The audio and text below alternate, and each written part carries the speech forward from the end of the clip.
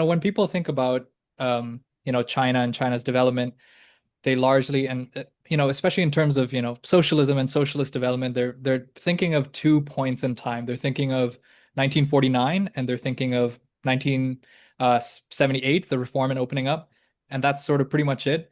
Many would argue that now 2014 is another sort of era where there's been a direction shift in the trajectory of Chinese development under, they in China they call it the new era under Xi Jinping.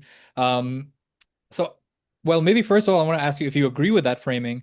And if you do, what is it that sort of drove that shift? There are those who would argue that it's Xi Jinping himself, his experience in the countryside during the Cultural Revolution, that kind of thing, sort of his emphasis on revitalizing the rural sectors. Others would argue that, the 2000s saw, a lot of workers' struggles, workers' strikes and protests. There's also, yeah, the 2008 financial crisis that sort of signaled to China that, maybe the export led orientation of development is not as sustainable. Um, I put these things on the table here. How do you see this shift in 2014? What is explaining it, if it is indeed a shift? Okay, so obviously China has gone through very different phases of development. Back in 1949, the main emphasis was how to build a socialist economy in a country that's just emerged out of a century of colonialism and thousands of years of feudalism. And back then the model was to copy USSR. And this is why there was a big push for collectivization in the 1950s and nationalizing all the industries also in the 50s. Now in 1978, as the end of the Cultural Revolution happened, China emerged as a really poor country compared to even its neighbors. In fact, compared to most of the countries in the world. I remember at the time, I think in East Asia, the only country that were poorer than China was Vietnam, Cambodia, and Laos, and that's because those three countries just emerged out of decade-long struggle of anti-colonial wars.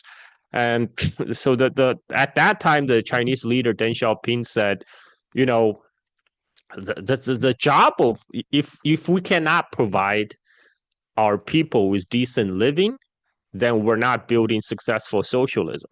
Being poor is not socialism. And we have to demonstrate our system superiority by performing better than the other countries, than the capitalist countries. Only then we can demonstrate the superiority of socialism.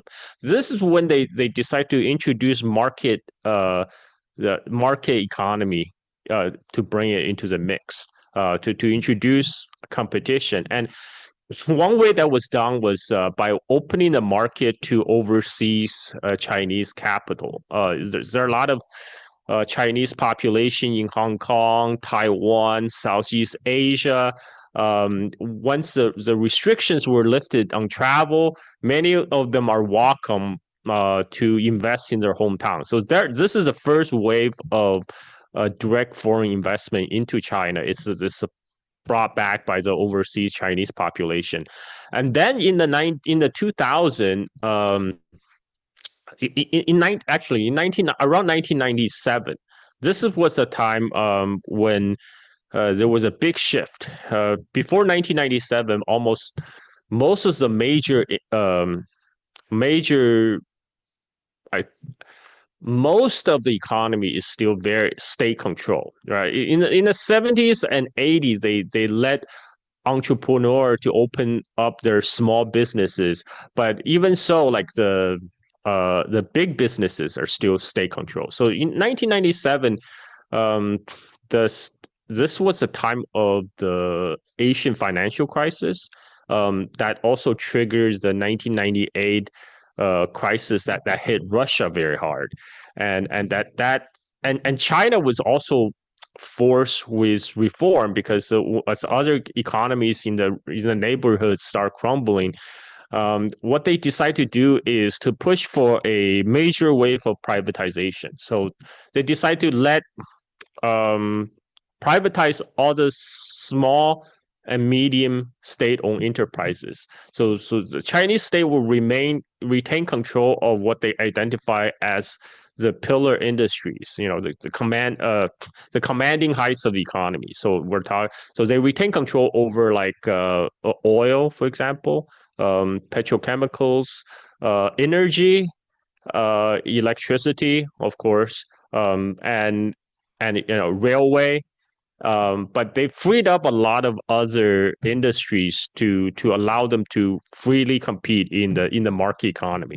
That was one of the first drastic change. A lot of people lost their job during that transition. It was very hard times for a lot of state-owned enterprise workers who are suddenly find themselves have to compete in a market economy. Many of them were laid off, and it particularly hit northeastern part of China particularly hard because northeast China is like the Rust Belt. And then came 2000, early 2000. That's when China applied to join WTO. And the reason were multifold. One is prior to 2001, every year, China's most favorite nation trading status was up for review in U.S. Congress, and then every time that turns into like a China bashing session. And even though the MFN status keep on getting renewed, but China see that's not sustainable, and so they wanted to shortcut that by joining the World Trade Organization. And when uh, when that and there was a lot of interest also in the West, particularly in the United States, a lot of multinationals who are also wanted to do business in China because they saw China both as a place with huge, vast pool of cheap labor, but also as a potential large market. And so that brought China into the WTO. And then there was a second wave of foreign direct investment into China. A lot of so whereas before in the 80s and 90s, mostly overseas Chinese capital, by 2000, a lot of foreign multinationals start to rushing into China. Now, but for China, their purpose has always been to develop their own capabilities. People may have heard of the term import substitution because I remember in the 1980s when I lived in China. By the way, I grew up in China. I was born in 1976 after 1 month after Mao died, and I spent the entire decade of 80s growing up in China. During that time, China almost functioned like any other emerging economy, which means it was exporting raw commodities. In the 1980s, China was an net oil exporter.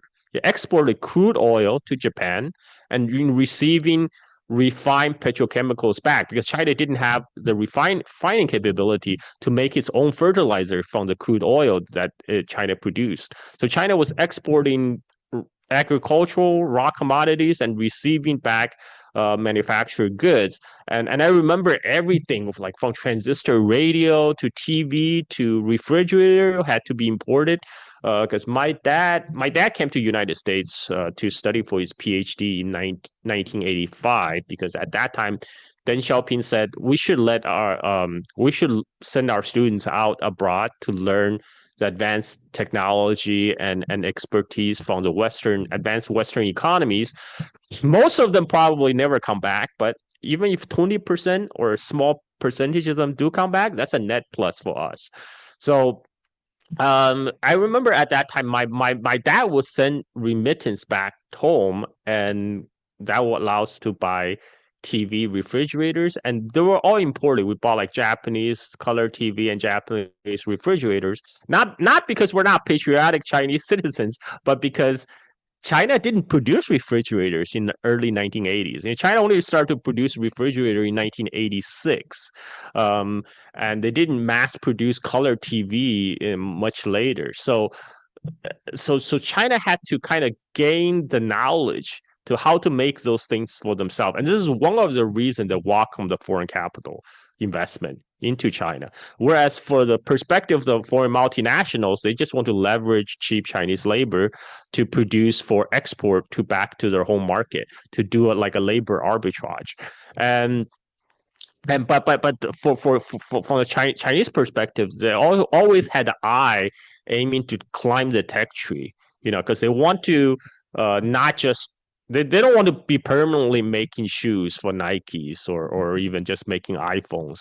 Um, they wanted to make consumer goods first of all for themselves, so they don't have to import anymore, and then after that's achieved, then make it for export. So that was done very successfully when after Chinese entry into WTO in the 2000. Pretty soon, when I remember when I first came to United States in 1990, it's still relatively rare to see made in China goods, but in just few years, all that changed. And then in the two, so what happened is China then went through this like very steady growth period. This is a 2000 era you're talking about.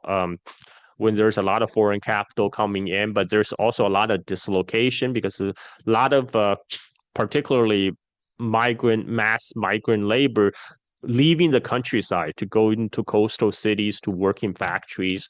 Um, and there's a lot of social upheaval. So when 2010 come around, Xi Jinping, I think he assumed power around 2012. At that time, China has already built a solid base of industries. China has already industrialized by 2010s, and it has achieved a level of it was no longer like a desperately poor country was in 1980s, and that's when they realized they kind of need to address the government need to realize they need to address the imbalance in the society where there's very little was given back to the rural the rural countryside where a lot of people still resides, by the way. Like in the 1980s, 80% of the people live in the countryside as farmers. That number has shifted, but it's even in the 2010s, I think over half of the population were still living in the countryside. So one of the urgent problem was how to redistribute the wealth, so to speak, because at that time most of the industry was concentrated along the coastal strip for people for the factories that's making the export economy, and then the central government did several things. This started before Xi Jinping, by the way. Xi Jinping's predecessor Hu Jintao has already started addressing how to alleviate rural poverty. And one thing they did was to get rid of the millennium old taxes on the farmers. It would be, before the farmers, they have to um, send a portion of their farm produce. They're mandated to sell it to the state, right? And during 1950s all throughout 1970s, they had to give up all their produce to the state for state to redistribute. But by after the first market reform in 1978, the farmers were allowed to retain a large portion of their produce, but they still have to pay a portion of their produce as taxes. But before the 2010s, around 2008, the farmers no longer have to pay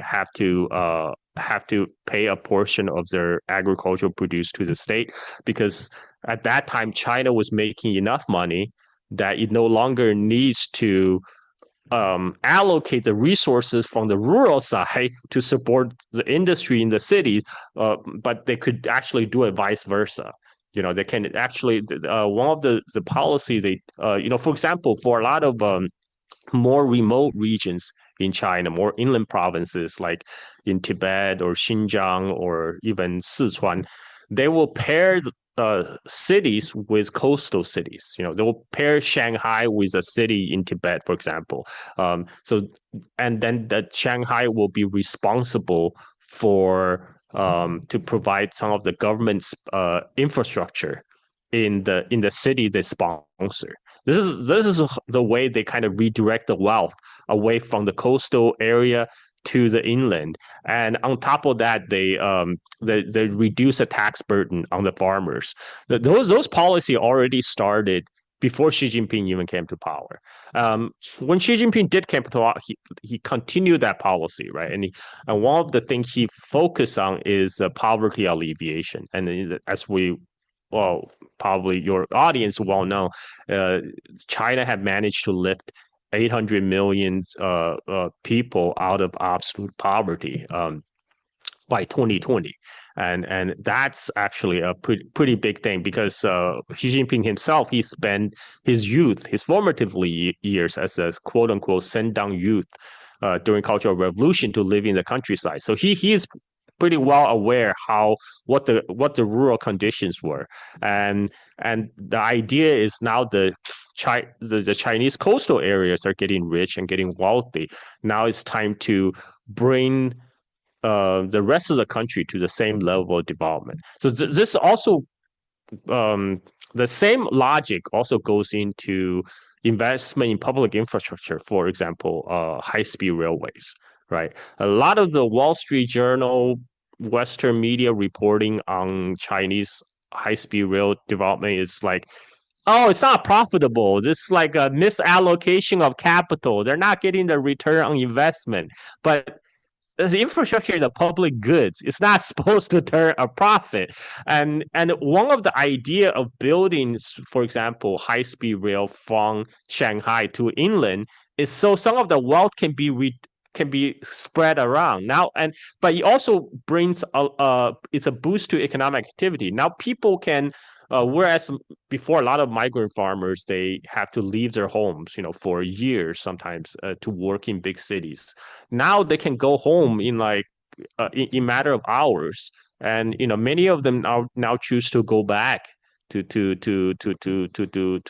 live in their hometown to build houses, and that brings additional economic boost to the inland provinces. And that is the idea, that the idea of building high speed rail is not wealth. It's not for the purpose of wealth extraction, right? Because that's a way how the Western financial type understand it. Everything is rent seeking. Everything is rent. You have to be. Everything has to be wealth extraction. But that's not how what infrastructure project is supposed to be. So I may have like ramble on for a bit. So go ahead, ask me any questions. So, okay, I definitely have a couple of follow-ups. I mean, but I did want to ask this other question, which is on sort of the US China situation and sort of preparing for war with China. We have about 10 minutes left. So you know what? Maybe I will ask getting jumbled here. I'll ask a follow-up and I'll combine it with this and then you can decide how you Okay. want to answer it. So okay, so so you're saying essentially that this is in line with the long trajectory of Chinese development, taking a long perspective of it. Um, my question though is that, when Xi Jinping came to power, between that 2012, 2013, 2014 period, there were also a lot of, sort of anti-corruption drives and campaigns, which, many see as necessary. So I assume in that case, um, that obviously the party is not monolithic, but there would have been challenges to this kind of more state oversight of capital, kind of direction going on. So, to what extent, I guess my question is, to what extent is it, just a natural, long process of Chinese industrialization that now we can retrospectively look back on and sort of make that kind of determination? And how much of it came from, I guess struggle within the party, if you can speak to that a little bit, to, whatever knowledge you have of that. And then, I'll throw in my other question here is, you know, the US in its own documents talks about war with China, in either 2025 or 2027. We see, it's bogged down in West Asia, with the crisis in Gaza and in the region. We had the Trump Putin summit in Alaska, where, Trump was seeming to be going hard, maybe we can say, behind Ukraine, punishing India and China for, for all this against Russia. But now maybe it's seeming like it's shifting its strategic priorities to maybe wind down, perhaps, the Ukraine-Russia conflict and shift to China. What are these, prospects for war with China? What is that looking like? I know you've noted that, as time goes on, the situation favors China. So, I'm sure if you and I are talking about this, those in the U.S. officials are also very familiar with it. So, yeah, those two questions there. Yeah.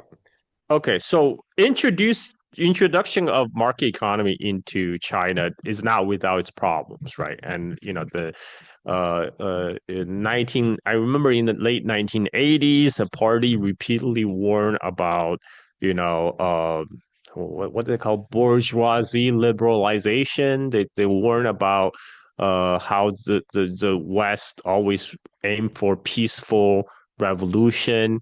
This is actually a lead. This is a what would now be called color revolution, right?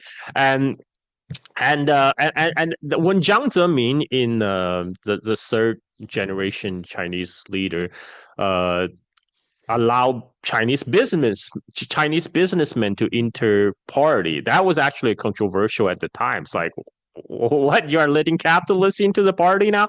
And but at that time that was justified as like, okay, we're trying to it's a big tent party. We're trying to bring all the productive forces of the Chinese society under one tent. So, but that also led some excesses. There's a lot of corruption, no doubt, during kind of the freewheeling days of the early 2000s, when after China joined the WTO, when all these foreign capitals were coming in, and it got to the point where some party discipline was needed. This is why Xi Jinping had to do the anti-corruption drive, because there was a lot of corruption on all levels, and he had to make sure to ensure the party discipline, so it doesn't get to a situation where, like United States, where capital dictate the politics, not the other way around. Because in China, it's still very much the party is dictating the policy, not the capital. So people like Jack Ma cannot try to influence policy, right? Like I remember, for a more concrete example, was when Obama was speaking to Steve Jobs, ask him, okay, can we bring some, maybe making iPhones in the United States? And Steve Jobs just flat told no, no, not gonna happen. Sorry, can't do that. I can't have enough skilled labor in U.S. Blah blah blah. But can you even imagine the similar type of conversation between Xi Jinping and Jack Ma? You can't, because that just won't happen. If Xi Jinping asks Jack Ma, okay, how about let's make sure more get more domestic suppliers for Alibaba. Jack Ma will be like, okay, yes sir, I'll look into it. What can be done.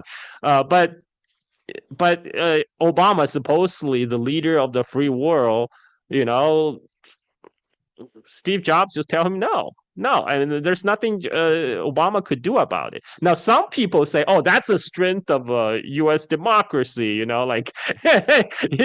But the problem is, right, that we know how the system works in U.S. It's a government of the oligarchs, by the oligarchs, for the oligarchs, and this is why we're now, it's even more obvious now. We have basically tech bros and finance bro capture of White House, and that does not happen in China. China still the Chinese government still very firmly in control of the capitalist class in China. They don't make sure they don't overstep the bounds, and this is why um